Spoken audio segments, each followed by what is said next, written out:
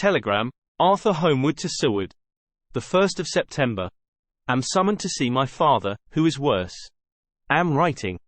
Write me fully by tonight's post to ring. Wire me if necessary. Letter from Dr. Seward to Arthur Holmwood. The 2nd of September. My dear old fellow. With regard to Miss Westenra's health, I hasten to let you know at once that in my opinion there is not any functional disturbance or any malady that I know of. At the same time, I am not by any means satisfied with her appearance. She is woefully different from what she was when I saw her last. Of course you must bear in mind that I did not have full opportunity of examination such as I should wish. Our very friendship makes a little difficulty which not even medical science or custom can bridge over. I had better tell you exactly what happened, leaving you to draw, in a measure, your own conclusions. I shall then say what I have done and propose doing. I found Miss Westenra in seemingly gay spirits. Her mother was present, and in a few seconds I made up my mind that she was trying all she knew to mislead her mother and prevent her from being anxious. I have no doubt she guesses, if she does not know, what need of caution there is. We lunched alone, and as we all exerted ourselves to be cheerful, we got, as some kind of reward for our labors, some real cheerfulness amongst us. Then Mrs. Westenra went to lie down, and Lucy was left with me. We went into her boudoir. Until we got there her gaiety remained, for the servants were coming and going. As soon as the door was closed, however, the mask fell from her face, and she sank down into a chair with a great sigh, and hid her eyes with her hand. When I saw that her high spirits had failed, I at once took advantage of her reaction to make a diagnosis. She said to me very sweetly, "I cannot tell you how I loathe talking about myself." I reminded her that a doctor's confidence was sacred, but that you were grievously anxious about her. She caught on to my meaning at once, and settled that matter in a word. "Tell Arthur everything you choose. I do not care for myself, but all for him. So I am quite free." I could easily see that she is somewhat bloodless, but I could not see the usual anemic signs, and by a chance I was actually able to test the quality of her blood, for in opening a window which was stiff a cord gave way, and she cut her hand slightly with broken glass. It was a slight matter in itself, but it gave me an evident chance, and I secured a few drops of the blood and have analyzed them. The qualitative analysis gives a quite normal condition, and shows, I should infer, in itself a vigorous state of health. In other physical matters I was quite satisfied that there is no need for anxiety, but as there must be a cause somewhere, I have come to the conclusion that it must be something mental. She complains of difficulty in breathing satisfactorily at times, and of heavy, lethargic sleep, with dreams that frighten her, but regarding which she can remember nothing. She says that as a child she used to walk in her sleep, and that when in Whitby the habit came back, and that once she walked out in the night and went to East Cliff, where Miss Murray found her, but she assures me that of late the habit has not returned. I am in doubt, and so have done the best thing I know of. I have written to my old friend and master, Professor Van Helsing, of Amsterdam, who knows as much about obscure diseases as anyone in the world. I have asked him to come over, and as you told me that all things were to be at your charge, I have mentioned to him who you are and your relations to Miss Westenra. This, my dear fellow, is in obedience to your wishes, for I am only too proud and happy to do anything I can for her. Van Helsing would, I know, do anything for me for a personal reason, so, no matter on what ground he comes, we must accept his wishes. He is a seemingly arbitrary man, but this is because he knows what he is talking about better than anyone else. He is a philosopher and a metaphysician, and one of the most advanced scientists of his day, and he has, I believe, an absolutely open mind. This, with an iron nerve, a temper of the icebrook, an indomitable resolution, self-command, and toleration exalted from virtues to blessings, and the kindliest and truest heart that beats, these form his equipment for the noble work that he is doing for mankind, work both in theory and practice, for his views are as wide as his all-embracing sympathy. I tell you these facts that you may know why I have such confidence in him. I have asked him to come at once. I shall see Miss Westenra tomorrow again. She is to meet me at the stores, so that I may not alarm her mother by too early a repetition of my call. Yours always, John Seward. Letter, Abraham Van Helsing, M.D., D.Ph., D.Lit., etc., etc., to Dr. Seward. The 2nd of September. My good friend. When I have received your letter I am already coming to you. By good fortune I can leave just at once, without wrong to any of those who have trusted me. Were fortune other, then it were bad for those who have trusted, for I come to my friend when he call me to aid those he holds dear.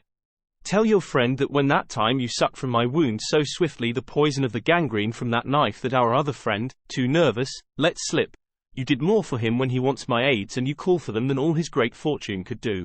But it is pleasure added to do for him, your friend, it is to you that I come. Have then rooms for me at the Great Eastern Hotel, so that I may be near to hand, and please it so arrange that we may see the young lady not too late on tomorrow, for it is likely that I may have to return here that night. But if need be I shall come again in 3 days, and stay longer if it must. Till then goodbye, my friend John. Van Helsing. Letter, Dr. Seward to Hon. Arthur Holmwood. The 3rd of September. My dear Art. Van Helsing has come and gone. He came on with me to Hillingham, and found that, by Lucy's discretion, her mother was lunching out, so that we were alone with her. Van Helsing made a very careful examination of the patient. He is to report to me, and I shall advise you, for of course I was not present all the time. He is, I fear, much concerned, but says he must think. When I told him of our friendship and how you trust to me in the matter, he said, you must tell him all you think. Tell him what I think, if you can guess it, if you will. Nay, I am not jesting. This is no jest, but life and death, perhaps more. I asked what he meant by that, for he was very serious. This was when we had come back to town, and he was having a cup of tea before starting on his return to Amsterdam. He would not give me any further clue. You must not be angry with me, Art, because his very reticence means that all his brains are working for her good. He will speak plainly enough when the time comes, be sure. So I told him I would simply write an account of our visit, just as if I were doing a descriptive special article for the Daily Telegraph. He seemed not to notice, but remarked that the smuts in London were not quite so bad as they used to be when he was a student here. I am to get his report tomorrow if he can possibly make it. In any case I am to have a letter. Well, as to the visit. Lucy was more cheerful than on the day I first saw her, and certainly looked better. She had lost something of the ghastly look that so upset you, and her breathing was normal. She was very sweet to the professor, as she always is, and tried to make him feel at ease. Though I could see that the poor girl was making a hard struggle for it. I believe Van Helsing saw it, too, for I saw the quick look under his bushy brows that I knew of old. Then he began to chat of all things except ourselves and diseases, and with such an infinite geniality that I could see poor Lucy's pretense of animation merge into reality. Then, without any seeming change, he brought the conversation gently round to his visit, and suavely said, My dear young miss, I have the so great pleasure because you are so much beloved. That is much, my dear, ever were there that which I do not see. They told me you were down in the spirit, and that you were of a ghastly pale. To them I say, poof! And he snapped his fingers at me and went on, but you and I shall show them how wrong they are. How can he? And he pointed at me with the same look and gesture as that with which once he pointed me out to his class, on, or rather after, a particular occasion which he never fails to remind me of, know anything of the young ladies. He has his madmans to play with, and to bring them back to happiness, and to those that love them. It is much to do, and, oh, but there are rewards, in that we can bestow such happiness. But the young ladies, he has no wife nor daughter, and the young do not tell themselves to the young, but to the old, like me, who have known so many sorrows and the causes of them. So, my dear, we will send him away to smoke the cigarette in the garden, whilst you and I have little talk all to ourselves. I took the hint, and strolled about, and presently the professor came to the window and called me in.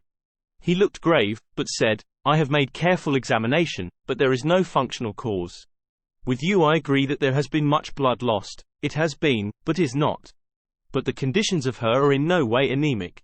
I have asked her to send me her maid, that I may ask just 1 or 2 questions, that so I may not chance to miss nothing. I know well what she will say. And yet there is cause. There is always cause for everything. I must go back home and think. You must send to me the telegram every day, and if there be cause I shall come again.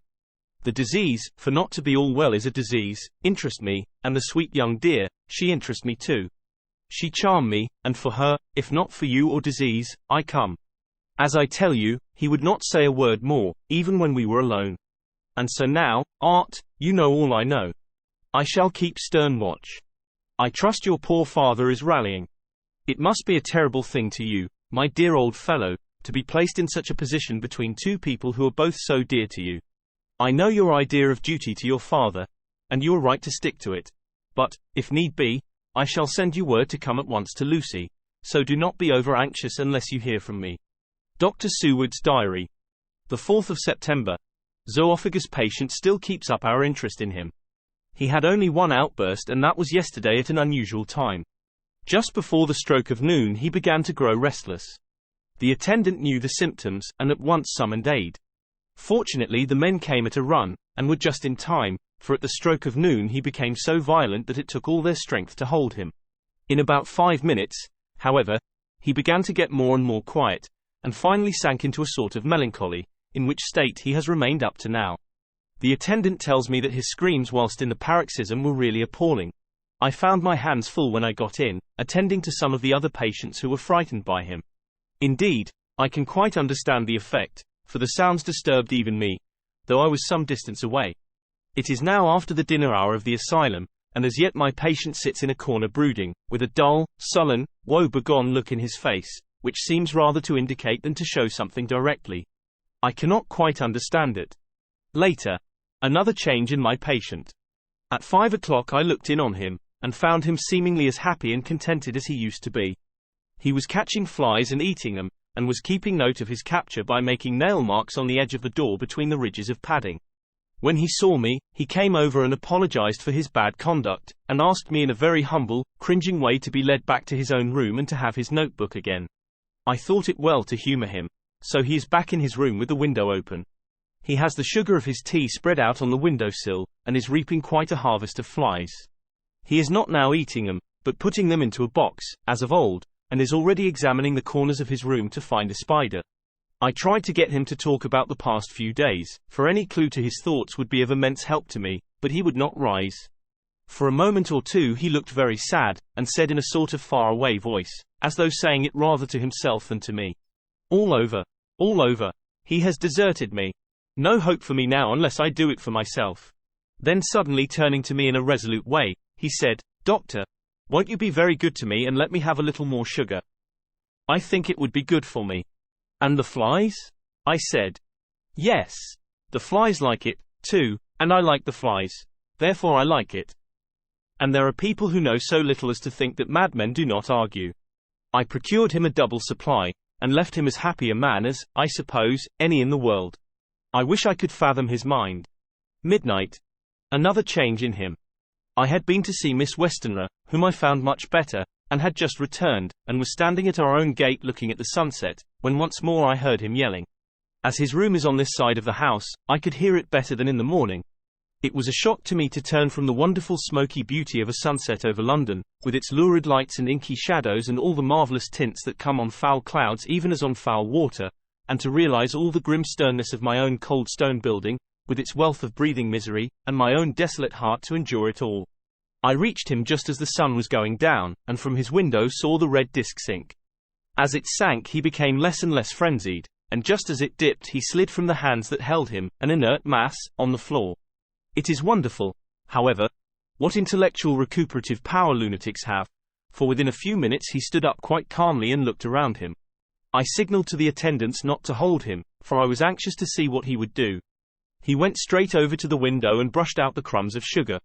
Then he took his fly box, and emptied it outside, and threw away the box. Then he shut the window, and crossing over, sat down on his bed. All this surprised me, so I asked him, "Are you not going to keep flies any more?" "No," said he. "I am sick of all that rubbish." He certainly is a wonderfully interesting study. I wish I could get some glimpse of his mind or of the cause of his sudden passion. Stop. There may be a clue after all, if we can find why today his paroxysms came on at high noon and at sunset. Can it be that there is a malign influence of the sun at periods which affects certain natures, as at times the moon does others? We shall see. Telegram, Seward, London, to Van Helsing, Amsterdam. The 4th of September. Patient still better today. Telegram, Seward, London, to Van Helsing, Amsterdam. The 5th of September. Patient greatly improved. Good appetite. Sleeps naturally. Good spirits. Color coming back. Telegram, Seward, London, to Van Helsing, Amsterdam. The 6th of September. Terrible change for the worse. Come at once. Do not lose an hour. I hold over telegram to homeward till have seen you.